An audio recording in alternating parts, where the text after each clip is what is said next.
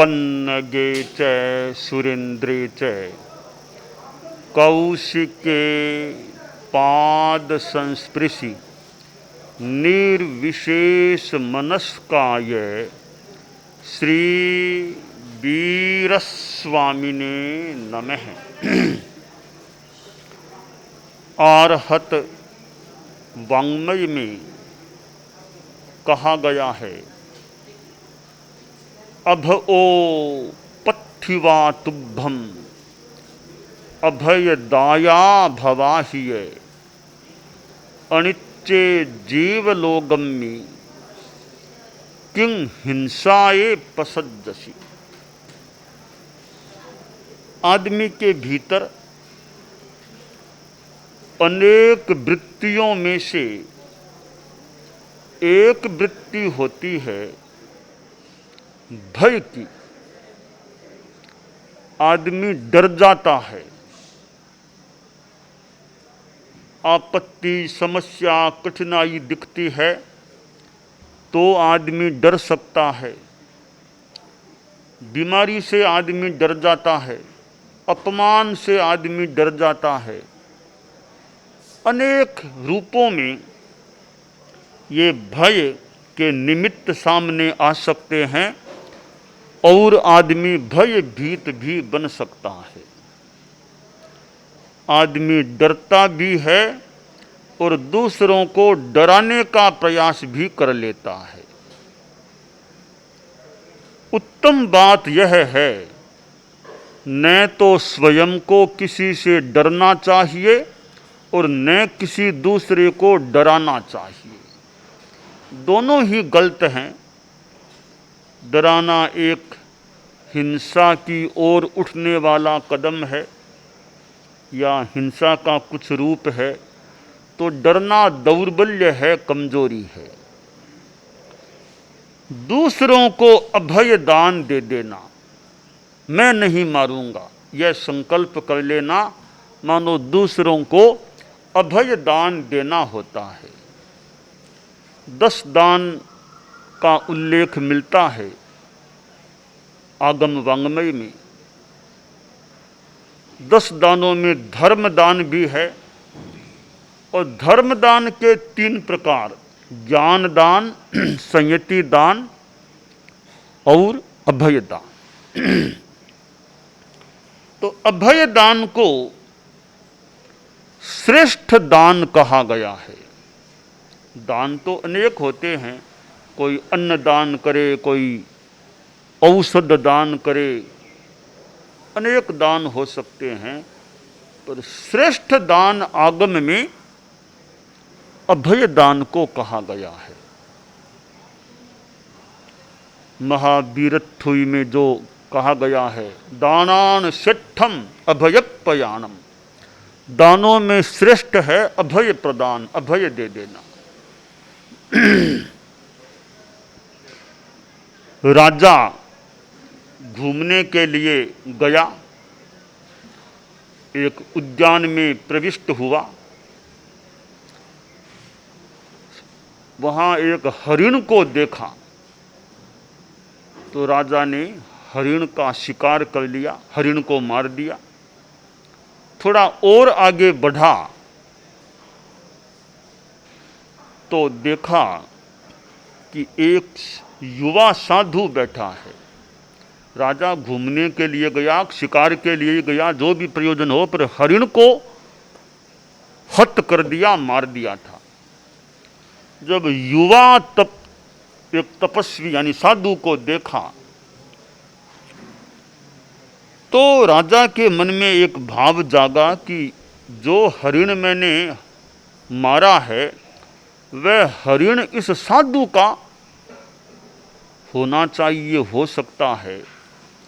तो अगर मैंने साधु के हिरण को मार दिया है, साधु को जो ही पता चलेगा साधु मेरे पर कुपित हो जाएगा, तो साधु कहीं कुपित न हो जाए, पता नहीं कुपित होकर साधु मेरा क्या बिगाड़ कर दे। तो राजा थोड़ा सहम गया कि ये साधु का हिरण होना ही चाहिए, लगता है मैंने मार दिया, अब साधु क्या करेगा। मेरा क्या अहित कर देगा। सोचा साधु से माफी मांग लूं, थोड़ी देर देखूं साधु अभी तो ध्यान में है, ध्यान पूरा करे तो फिर बात करूं। थोड़ी सी देर बाद साधु ने ध्यान संपन्न किया, आंखें खोली तो राजा बोला, मुनिवर मैं आपका अपराधी हूं, यह हरिण मैंने मार दिया है, संभवतः यह हरिण आपका ही है, आप मुझे माफ करो, मुझे अभय दो, मेरा कोई अहित नहीं होना चाहिए। साधु तो अहिंसा का पुजारी, तन कर मन कर बचन कर, देतन काहू दुख, तुलसी पातक झड़त है, देखत बाको मुख। जो व्यक्ति, जो साधु तन से मन से वचन से किसी को दुख नहीं देता, ऐसे साधु का श्रद्धा से मुख दर्शन वंदन करने से दर्शनकर्ता का पाप झड़ता है। तो साधु तो अहिंसा मूर्ति होना चाहिए, दया मूर्ति होना चाहिए, क्षमा मूर्ति होना चाहिए, समता मूर्ति होना चाहिए। दया मूर्ति, अहिंसा मूर्ति, समता मूर्ति, क्षमा मूर्ति साधु को होना चाहिए। तो साधु ने बात सुनी और साधु बोला,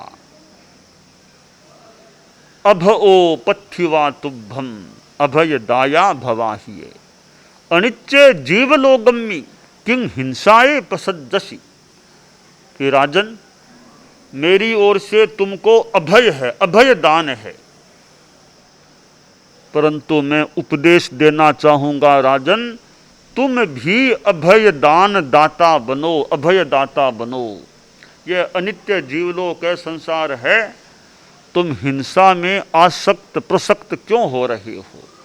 मेरे से तुम अभय दान की आकांक्षा तुमने रखी है, तो दूसरे प्राणी भी तो तुमसे अभय दान की आकांक्षा रखते होंगे, वे भी तो जीना चाहते होंगे। ये शिकार का काम छोड़ो, तुम भी अभय दान दो। दूसरों को नहीं मारने का संकल्प, अभिग्रह, हिंसा का प्रत्याख्यान एक अभय दान हो जाता है। हमारे जीवन में दोनों रूपों में अभय आ जाए, न तो खुद को डरना, डरना नहीं किसी से, भले कोई जानवर आ गया, कोई भूत प्रेत भी कोई किसी को दिखने लग गया, और कोई बीमारी आदि आदि समस्या, तो डरे नहीं। ऐसा विकास हम सब में हो तो डरना नहीं, और दूसरों को डराना नहीं, डराना धमकाना, वो दुर्भावना से डराना नहीं किसी को, सबको अभय दान दे।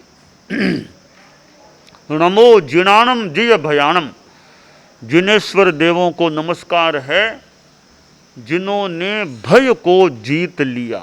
वह आदमी कितना सुखी होता होगा जो संपूर्णतया अभय बन जाए, किसी को भय, स्वयं किसी से डरे नहीं, भय भीत न हो।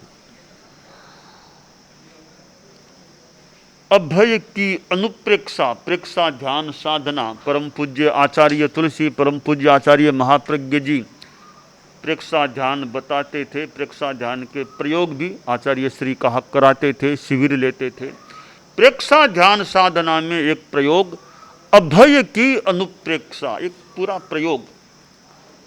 अभय का भाव पुष्ट हो रहा है, भय का भाव क्षीण हो रहा है, अभय का भाव पुष्ट हो रहा है, भय का भाव क्षीण हो रहा है, अभय का भाव पुष्ट हो रहा है, भय का भाव क्षीण हो रहा है। यों उसमें प्रयोग अभय की अनुप्रेक्षा। भय लगता है तो आदमी कोई आलंबन भी ले सकता है, किसी शक्ति का, महापुरुष के नाम स्मरण का आलंबन भी ले सकता है। नवकार मंत्र जैसे मंत्र का स्मरण किया जा सकता है। ओम भिक्षु जय भिक्षु, ओम भिक्षु, ऐसा भी स्मरण किया जा सकता है। ये एक सामान्य उपाय है। भय लगे, डर लगे तो किसी विशिष्ट आत्मा को याद कर लें। जैसे स्वामी जी का नाम लिया जाता है, तो ये हम दूसरों का आलंबन भी ले सकते हैं। जैसे बच्चा पिता की अंगुली पकड़ करके चलता है, आलंबन मिल जाता है। तो इसी प्रकार जो हमसे कुछ विशिष्ट आत्माएं हैं, शक्तियां हैं, हम मानो उनकी अंगुली पकड़ लें, उनका सहारा ले लें, उनका आलंबन ले लें, तो कुछ एक भय में आहत मन को राहत मिल सकती है, राहत मिल सकती है। तो नवकार मंत्र का स्मरण कर ले। एक संत ने मुझे बताया, अपना एक संस्मरण सुनाया कि एक बार मैं कोई रात्रि में बाहर गया या परिष्ठापन के लिए बाहर गया, अंधेरा था, तो मैं थोड़ा बाहर गया तो मुझे लगा कोई काली काली सी छाया जो मेरी ओर आ रही है। तो मैं खड़ा रहा, वो छाया मेरे निकट आ गई। निकट आकर वो काली काली छाया थी, उसने अपना हाथ मेरे पर डालने की चेष्टा की। तब मैंने नमस्कार महामंत्र का उच्चारण करना शुरू कर दिया। नमो अरहंताणं, नमो सिद्धाणं, नमो आयरियाणम। ये आयरियाणम तक बोला कि वो छाया जो काली काली दिख रही थी वो दूर हो गई। खैर, नमस्कार महामंत्र तो बड़ा मंत्र है, महामंत्र है।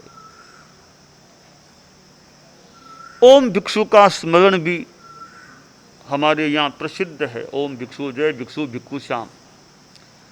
हमारे गीत में भी सुंदर कहा गया है, स्वामी जी पर जो गीत है। रात ने बिरात ने एक लो के दो कलो, रात ने बिरात ने एक लो के दो कलो, जद जद डर भय लाग जियो, भिक्षु श्याम स्वामी जीरो नाम लिया खड़ा होवे रोंगटा, स्वामी जीरो नाम लिया खड़ा होवे रोंग, आत्मा में पौरुष जाग जियो, भिक्षु भिक्षु भिक्षु मारी आत्मा, जबलपुर जावता चंपक मुनि ने, जबलपुर जावता चंपक मुनि ने, शेर दो बबर ची मिल गया, भिक्षु श्याम नाम सहजा निकल्यो, भिक्षु श्याम नाम सहजा, 20 हाथ दू टल गया जियो, भिक्षु भिक्षु भिक्षु मारी आत्मा। तो हम भिक्षु स्वामी का नाम का स्मरण करते हैं। आदमी को भय होता है, जहां आसक्ति है वहां भी भय का भाव उभर सकता है। आसक्ति नहीं, मोह नहीं, फिर किस चीज का भय। वो बाबा सन्यासी था, गुरु और चेला दोनों सन्यासी थे, जगह जगह यात्रा विहार करते हुए जा रहे थे। दो ही थे, गुरु और चेला।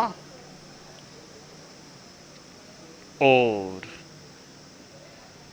जगह जगह जाते तो कई बार गुरुजी चेले से पूछते रहे, स्थान सुरक्षित है ना, कोई खतरा नहीं ना, सब ठीक है ना, सामान और सब सेफ रह सकेंगे ना? यूँ कई बार पूछते। एक दिन चेले के मन में आया, गुरुजी बार बार क्यों पूछते, स्थान सुरक्षित है ना, कोई सामान की सुरक्षा ठीक रह सकेगी ना? देखें क्या बात है। एक बार गुरुजी कोई बाहर गए, सुबह सुबह आगे बढ़ना था तो वे शौच के लिए बाहर गए, तो पीछे से चेले ने गुरुजी का सामान देखा। सामान में एक सोने की ईंट थी। चेले ने सोचा बस ये ईंट ही गुरुजी के भय का कारण है, बार बार पूछते हैं स्थान सेफ है ना, सुरक्षित है ना। उस ईंट को निकाला, पास में नदी बह रही थी, नदी में फेंक दिया ईंट को। फिर गुरुजी आए, सामान लिया और आगे बढ़ गए। अगले गांव गए, फिर गुरुजी का वही वाक्य कि चेला स्थान देख लो, सुरक्षित है ना, सेफ है ना, सामान की सुरक्षा ठीक हो जाएगी ना, कोई खतरा तो नहीं है ना? तो चेला बोला गुरुदेव अब कोई खतरा नहीं है, अब कोई खतरा नहीं है। खतरा जो था उसको मैंने नदी में फेंक दिया है। क्या फेंक दिया? कि आपके सामान में सोने की ईंट थी ना।